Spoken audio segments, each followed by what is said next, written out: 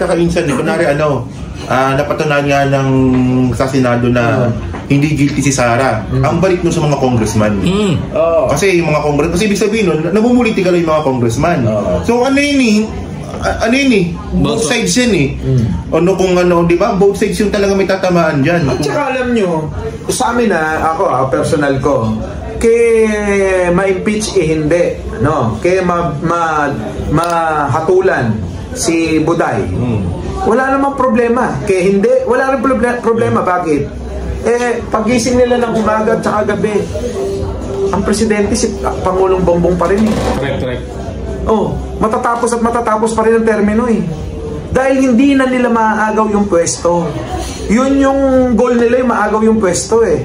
Ilang taon na, 3 taon na. Ang target nila dapat hindi lalagpas ng 3 taon. Dapat 2.5 years lang.